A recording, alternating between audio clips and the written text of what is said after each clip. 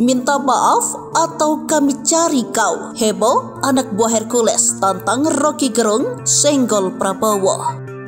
Sejumlah anak buah mantan preman Hercules mendadak kirim ancaman untuk pengamat politik Rocky Gerung.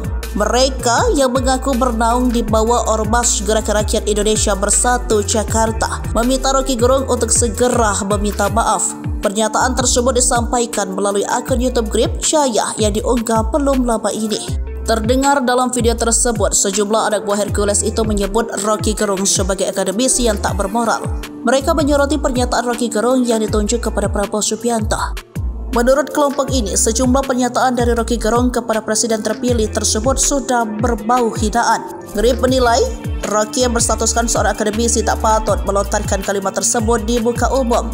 Anda mengaku seorang akademisi, tapi perilaku Anda, tutur kata Anda, tidak menunjukkan bahwa Anda adalah seorang akademisi, ucap Ketua Grip Jakarta Zulfikar seperti dikutip dari salah satu video.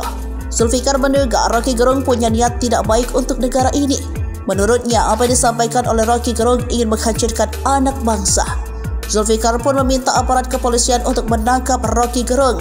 Zulfikar juga menegaskan bahwa kelompok mereka akan mengawal pasangan Prabowo Subianto dan Gibran Raka Buming Raka.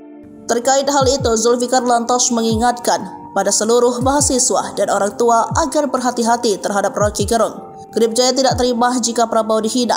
Kami, organisasi Grip Jaya, mengecam mengutuk Rocky Gerung boikot tampil di muka umum, sambung Zulfikar. Sekali lagi, kau harus membuat pernyataan permintaan maaf kepada Bapak Prabowo Subianto atau kami cari kau, ucapnya.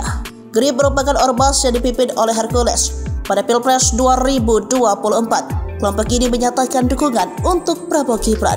Kecuali beliau angkat bendera putih, mungkin Grip bisa ambil tindakan kemana. Namun saat ini harga mati untuk mendukung beliau Prabowo, ujar Hercules beberapa waktu lalu seperti dikutip dari salah satu sumber.